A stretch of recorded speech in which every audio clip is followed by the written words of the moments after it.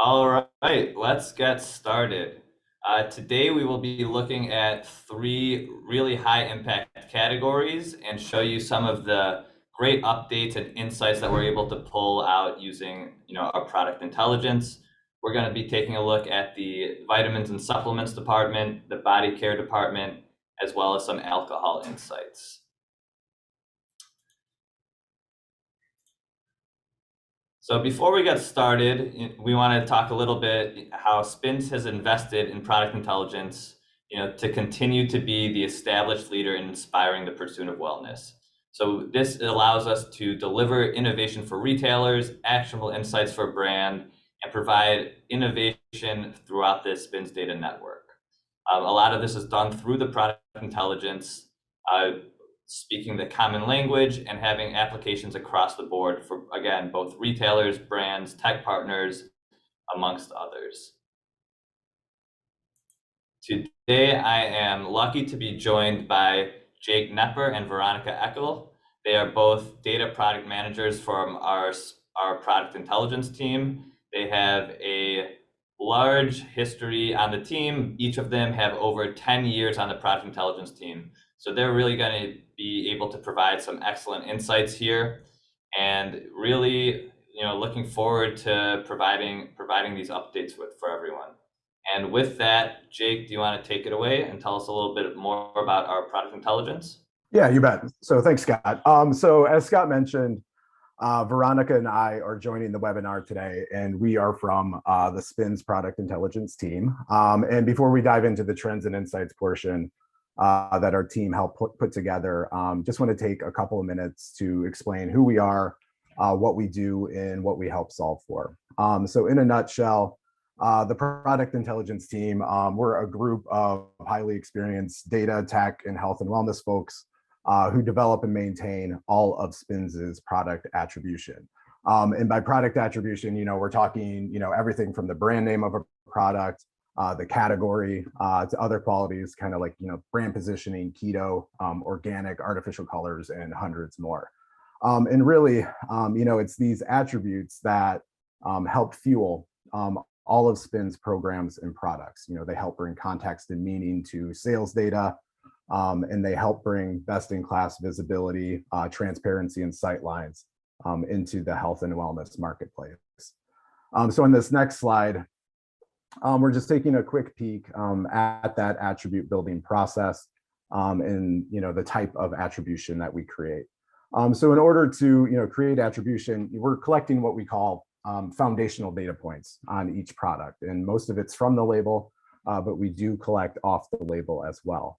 And then once we've collected those data points, we're able to generate shopper-centric attributes that help uncover not just those obvious label claims that take up a ton of packaging real estate, but we're also generating hundreds of hidden attributes and qualities from ingredient statements and nutrition facts, and we do that algorithmically.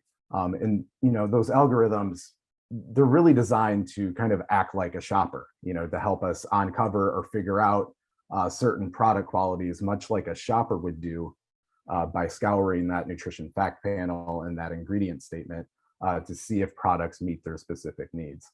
And then, of course, what that produces is hundreds of attributes across millions of UPCs that can be activated across the Spins ecosystem of products. And that helps give our clients and partners access, to those product qualities that shoppers care about, those qualities that motivate purchases, and those qualities that are driving innovation. And then on the next slide, we have a quick rundown of some aspects that our attributes can help fuel for retailers, brands, and really everyone before, after, and in between. So at the heart of all of this, are two core concepts. First, our attributes help understand the shopper. And through our Satori product, we're combining sales data and metrics with our product intelligence attribution, to help uncover those shopper trends and innovation, help us understand and measure performance, as well as identify some new opportunities. And then second, our attributes help communicate to the shopper. So for our retail partners, our product intelligence program offers the ability to leverage, to really activate our attribution for a wide range of shopper-facing programs and initiatives. So with those two concepts, understanding the shopper and communicating to the shopper, our attribute portfolio is able to truly enhance that customer experience, as well as help impact the bottom line for every one of our brand and retail partners. So with that plug, Scott, I'll hand it back over to you to get things started. Thank you, Jake. And so now that we went into a little bit of background and some of those high-level capabilities, let's take a look at how this works. So we're going to start in the vitamins, minerals, and supplements department. I wanted to start off by taking a look at some of these top-line channel sales by positioning group. So as you can see, we are seeing growth in both the regional independent grocery as well as conventional and multi-outlet. So that regional independent grocery channel is a proprietary channel to Spins, and we're seeing, pretty much all of that growth is in the specialty and wellness products. And what we're seeing in that conventional channel is a lot of this growth we saw in 2020, and we're going to speak to it a little more throughout the presentation, how a lot of new consumers were drawn to supplements, and a lot of that has penetrated the conventional channel, and we're seeing that's driven both by natural and specialty and wellness products, and it's expanding into different health focuses. Different consumers are discovering this overall wellness approach. You will notice here that the natural enhanced channel is down year over year. And so that had to do with a lot of those consumers, they are looking for innovation, both omni-channel, online, and in store, as well as, people got used to limiting some of their trips to the store and shopping at certain conventional big box stores instead. However, with kind of a lot of the return to going in store, a lot of trade shows, and bringing back these innovation and attributes, we are expecting to see 22 as a big year for the natural enhanced channel as people go back to looking for a lot more of those organic products and innovative products there. And we're already seeing it start up with 12-week sales up, are actually up 5% total in the channel. So look for the natural enhanced channel to once again be a lot of a bright spot for innovation and supplements in 22, and continuing with regional and conventional as well. We do expect supplements to have continued success in the coming year. And as we mentioned earlier, we're providing omni-channel views into the market. So supplements is a highly digital category. So understanding how things are performing online is very important for the overall health of the department. So looking at some of this clear-cut analytics data, we see that vitamins and supplements grew 43% on Amazon last year. And so you see kind of this peak, during when the pandemic started, and it's continued to grow. And a lot of times we see innovation happening online and in the natural channel prior to hitting those mainstream markets. And that's something that will continue going into next year. And just to provide a little more context on that, we are seeing, in the in-store market having about just under 3/4 of the volume, but we are seeing a lot of that growth coming from online. So just under 2/3 of the growth is coming online. And we understand that, a lot of especially natural consumers are more likely to be purchasing online. They know what they want, while in-store discovery is still large, as we saw, especially in that conventional channel with a lot of these new consumers.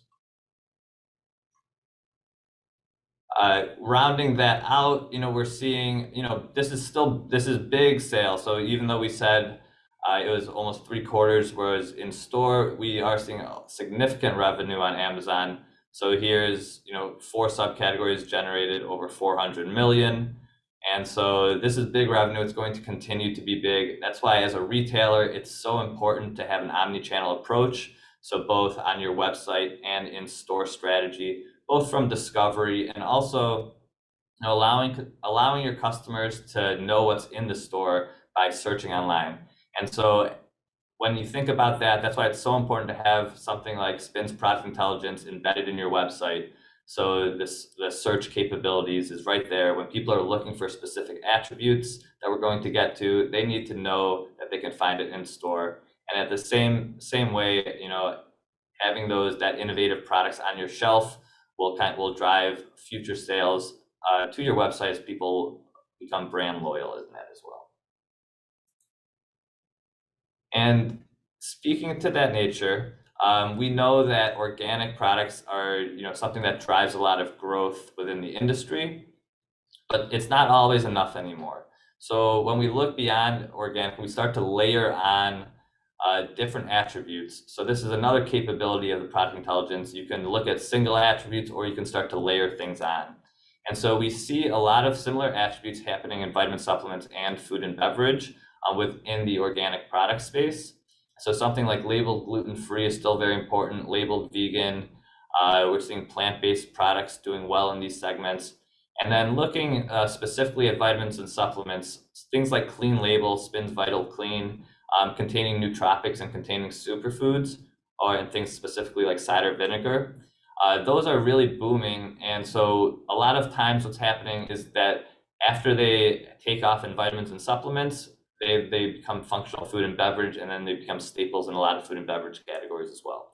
So as a retailer or as a brand, looking for some of the trends and functionality in vitamin supplements is important to you, even if you're a food and beverage producer or category manager, as this will help inform your decisions for what's going on there in the near future. And Veronica, do you want to take us through some of these overall department trends, please? Yeah, of course. So in the last 52 weeks, the vitamin and supplement department has seen an 8.5% growth increase overall. To add nuance to the data that we're seeing, Spin's wellness seeker segments and functional ingredients provide additional insights to these trends that have been basically evolving over the last year. For example, ashwagandha is up 165.5%. As a note, ashwagandha is an herbal ingredient considered an adaptogen and has been traditionally used for both its immune support and stress combating capabilities. On that note, the functional ingredient melatonin is also up 27.5%. There's a correlation here between the single ingredient that's used for sleep, as well as the sleep health focus in the center column, which is up by 29.6%. Sleep support has been really big in combating stress and keeping people well rested and their immune system strong over the last year. Mood is also up 43%, most likely due to the patterns of adjustment during the ever-changing COVID era. We're seeing cold and flu as well as immune health focus. Even though it had a stellar year in 2020, we're seeing a little bit of a slight decrease in sales here. It's most likely due to these sales kind of settling down from the last really big year that they had. We still anticipate some growth in this area, but it's going to probably be a little bit more steady as immune support becomes more of a year-round initiative for prevention. In terms of delivery, we're seeing forms like gummies and ready-to-drink beverages both go up as well. All right, next slide, please. All right, here we can see some other capabilities of our data sets. Along with these trending ingredients, health focus, and form, these core label claims give us insight into how the package uses its valuable real estate. Gluten-free, organic, non-GMO, vegan, and grass-fed label claims lead the way in vitamins and supplements, promoting the personalization of wellness products that shoppers are seeking to fit their lifestyles. Meanwhile, right below it, we can see how some of Spin's new capabilities and attribution are giving insight into Clean Label. Vital Clean, Major 8 allergen free, and free of certain sweeteners, colors, and preservatives are driving shopper buying habits towards personalizations of their idea of wellness. So now to talk a little bit more about sports nutrition, I'm going to hand it back over to Scott too. Thank you so much, Veronica. And I think it's worth repeating on this slide. When we look especially at those label claims, how important these attributes are to be front and center for consumers, as all of these are growing at, well, except for gluten-free, which is close to, everything's growing at least double the rate of the overall department. So understanding this labeling, and again, to harp on the point, having this available on your website, since you know it's important to your consumers, both as a retailer and a brand, is so important. And so taking a deep dive into sports nutrition, right now, this was a category, it was a kind of a wonder how things were going to go when gyms were closed in early 2020. And it's become so important for people as their overall wellness approach. Wellness is different for everyone, but staying active as a means to staying healthy, it has been important for a growing number of consumers. So when we look at kind of what's driving a lot of these sports nutrition sales, this idea of sportification of non-athletes. So it's not just for bodybuilders. You've seen the packaging and the marketing soften a lot. It's really mainstream. It's for everyone looking to stay active. There's greater benefits, awareness of the benefits, especially of functional ingredients in general. So that leads to the same consumers that were going for these other functional ingredients to look towards certain products for performance, and performance has always been a functional ingredient driven category. And this is really led also by kind of staying active at every age bracket. So it's not just, for athletes or even gym goers, it's really this desire to stay active at all ages. And some of these lifestyle factors, this is a really high digital sales performance. It's in all retail channels now. And it's really this idea of preventative health measures. It's not only for increasing performance for competition, although that certainly is a driver for a certain segment, but it's kind of all of the above. As we take a look at what's going on online, you see for two very prominent sports nutrition categories, pre and post workout supplements and protein powders, they're both growing just under 40% year over year. You see by the graphs, they kind of are going at similar rates up and down. And so this is a category that's going to continue to surge online as a lot of the innovation starts there. And also as more retailers are bringing in these products in store, as they know, how much consumers are looking for them, expect for those numbers to really surge in store as well. So I mentioned in a prior slide how this expanded market, it's really calling it sports nutrition is almost not right anymore. It's really active lifestyle nutrition. And so we see this expanded market to women and Gen X and boomers especially. So a lot of them are finding out these products, they're discovering them and using them to keep active as this preventative health. For a long time, there was, a much lower prevalence of use among females. That is changing a lot. A lot of brands are having, much more targeted marketing efforts towards building that consumer base as well. And I wanted to take a quick look at some of the 2-year attribute trends. So a lot of what we've been looking at is year-over-year trends. We're looking at two-year trends to see what gains they had kind of from 2019 pre-pandemic. And so some of the things that we're seeing in performance nutrition that we talked about earlier, nootropics, caffeine, collagen remains a very high growth ingredient, as well as things for energy support. Hydration is really a new, not new, but it's a big growth driver to the category. And so thinking about how we're using these attributes, this is how you understand how to formulate, what to bring onto your shelves, what you can kind of highlight that are inherently in your products as well. And when it comes to protein powders, we see that whey protein is still the top by volume. Collagen actually in store is leading in growth. And then for liquids, plant and animal combos doing well, and then we also see the sweeteners. A lot of them are going towards natural sweeteners. Monk fruit, honey, stevia are all doing really well sweeteners. Rounding out for protein, the online look, just similar to in store, we see whey still has a large Market share, it's over half of the market share and still growing at 35%. Plant protein is the fastest growing at 48%. And then collagen is still doing well online. It's a lower market share, but growing, at 43%. That's something that's still very important to consumers. And Veronica mentioned when we were looking at overall supplements, how people label things is such important real estate. It's a big decision in brands as they're manufacturing it. So understanding what's driving a lot of the growth, it shouldn't be a surprise to you. A lot of these core label claims, if they're about your product, are really important. Organic products are up 93% in performance supplements. Labeled vegan products up, over 400%. So these are things that are really important as you're positioning it. And again, this is 2 years comparative. And the clean label as well. So vitally clean things, if it's major 8 allergen free, I think that's something that's going to be really trendy in 22 and continue to drive growth as more and more formulating capabilities around being allergen free come about. And then, free of different artificial ingredients, free of artificial sweeteners is actually, growing a little less than the category, but, free of artificial colors, for example, is, up 55%. And with that, we're going to take a quick deep dive into stress and immune supplements. Thanks, Scott.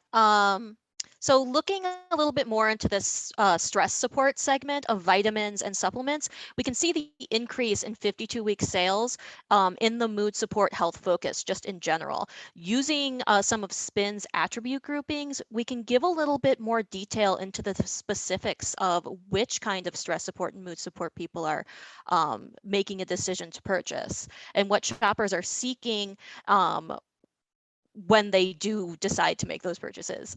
2 of SPIN's herbal ingredient groupings, adaptogens and nervines, split the mood support segment and give us some insight into these ingredients. The term adaptogen has been used since 1947 and has been used to classify herbs that help build resistance and nourish the glandular system. These herbs also have application in immune support, metabolism, but are better used over time to sort of build that resistance up. Nervines, on the other hand, are herbal ingredients that have traditional use or associated studies in nervous system support, and they tend to have a direct effect on relaxation with their nerve soothing qualities. You can see the dramatic increase in dollar sales in this herbal segment since 2020. We're also seeing new uses with some ingredients that are kind of like old friends, such as probiotics for mood support. These bacterial colonies can tout more than just like microbiome support or gut and digestive qualities. As we go into 2022, there's more attention being put on emotional well-being and stress support in general, just to keep the immune system strong and to keep people focused during the ever-changing COVID landscape. Next slide, please. In immunity, here's a quick overview of some clear-cut sales that we're seeing in e-commerce. As we can see, there's a peak right here in vitamin C, vitamin D, zinc, and elderberry sales in Q1 of 2020, and they kind of begin to like taper off as the year go on. However, there is another increase in interest around the fall of 2020 for both vitamin D and zinc sales. Vitamin D and zinc saw an increase in scientific studies during the COVID era, boosting their viability in immune support and prevention. All right, next slide, please. All right, another view of clear-cut sales showing the increase in ingredient segments like ashwagandha, zinc, vitamin D in vitamin supplements. Just reiterating that we've seen just, a boost in these in terms of just immune health in general, especially things like vitamin D. We're seeing these increases online and in store in the natural channel before they hit the mainstream. But we do kind of anticipate, as Scott said, like these moving into conventional and really taking the conventional market as well. In addition to vitamins and supplements, many of these functional ingredients are passing over into food and beverage, providing a wellness landscape for those looking to add these ingredients into their everyday diets. Elderberry and ashwagandha has seen significant growth in this segment, being added to everything from ready-to-drink shots and beverages to coffee and energy bars. Stress support, immune support, mood support, and metabolism are a few of the trends we anticipate to see grow in food and bev as the trend to adding these functional ingredients continues. All right, we'll be moving on to body care after this. So I'm gonna hand it right off to Jake. All right, so to kick off body care, before diving into some more granular shopper trends, we're just going to zoom out a little bit and take a look at department level and category level performance on the next slide. And then what we find over the past 52 weeks is that, due to this shift in shopper needs, categories that, struggled during the height of the shutdown have begun to rebound in 2021. And then categories that kind of overperformed during the height of the shutdown are recalibrating back to a typical sales volume level. And as just like a quick example of this, take the sun and insect protection category. Obviously it's a category associated with like travel, getting outside, social activities. And we see it rebounding in 2021 after slumping a bit in 2020. And then on the flip side, we have a key self-care or at-home category like aromatherapy kind of recalibrating a bit after record sales in 2020 and kind of returning to typical sales volume levels as those shopper needs shift. All right, on the next slide, excuse me, we're going to take a look at the performance of our three positioning groups in body care, which are specialty wellness, natural, and conventional. And through this view, we can get like that bird's eye view of the types of product qualities and characteristics that are helping to drive growth in body care.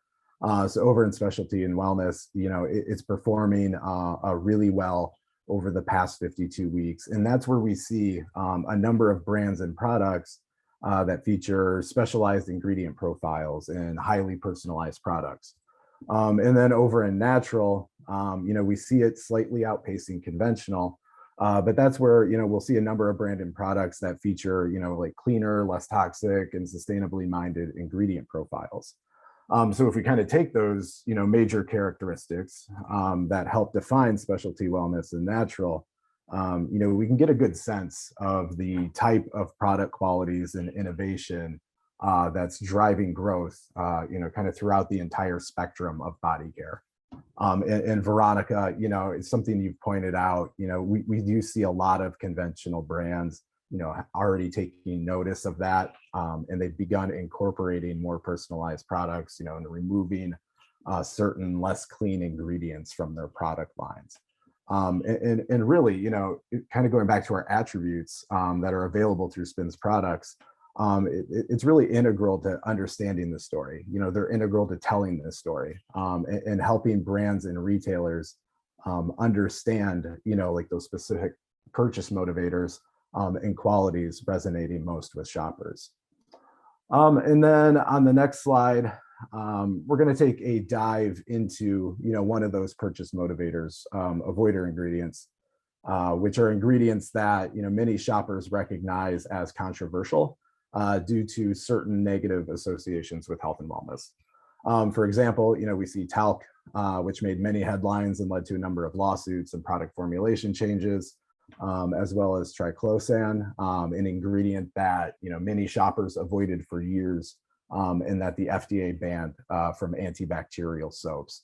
And then, a couple of other examples. We have certain sunscreen and UV blocker ingredients, like oxybenzone, octinoxate, that many sustainability initiatives have highlighted as being harmful to ocean life and coral reefs.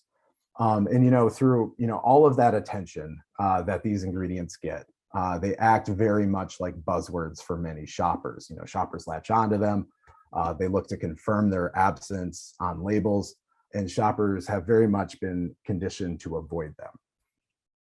And then on the next slide, we can get a close view of how products that contain these avoider ingredients have performed over the past 2 years. And, just taking a look at some of the numbers, the results are actually fairly dramatic. Kind of if we put these ingredients aside for a second, there's been steady growth across body care, significant growth in certain pockets of body care.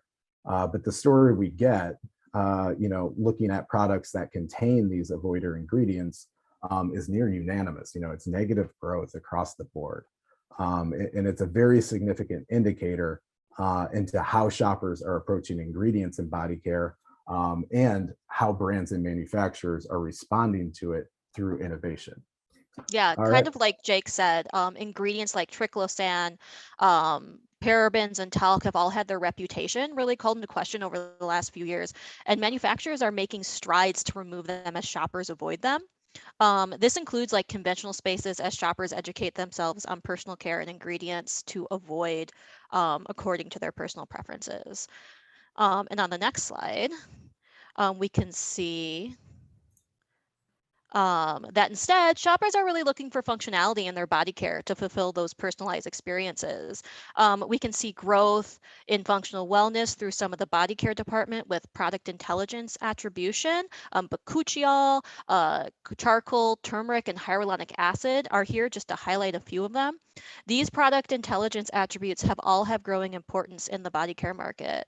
Bakuchiol especially has made a debut as a vegan alternative to retinol, giving it the same benefit to stimulate collagen and smooth fine lines while still being gentle for those who have sensitive skin.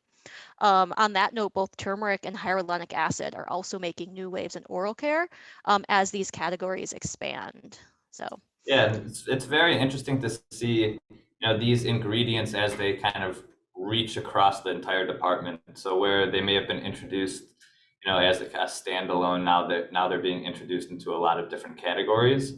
And so it's a great thing to think about, and kind of tying both things together. We see, these functional ingredients are being sought after, and then on the previous slides, how there's certain ingredients that are being avoided. So it's really paying really close attention to what's in your products, because your customers are. So, understanding that both having a clean label without some of these more avoided ingredients, and having these functional wellness seekers, and looking at it through this lens is really important to get that full picture. yeah, on that note, Scott, it's also really important to pay attention to like all these body care brands sharing spaces now. So if you're putting one brand next to another, and one has bakuchiol or one has turmeric for its anti-inflammatory capabilities, then it's really interesting to see how that segment evolves. Absolutely. A lot of growth is going to be happening in this area.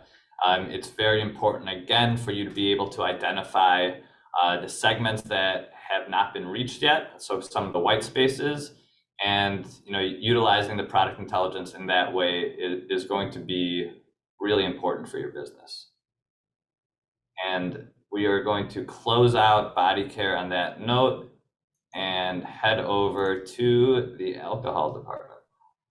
All right. So on the next slide, kind of like what we did with body care, before diving into some shopper trends that, some of our PI team members have helped pull together, we're just going to zoom out a little bit and get a broad overview at the department level and the category level.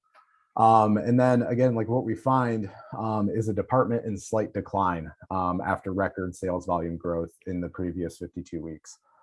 That said, the department's still in good health and certainly has its pockets of high growth and innovation, which we'll dive into in a few minutes. And then from a category perspective, we have spirits category and mixers category, which are both very complementary of each other on opposite ends of the growth spectrum.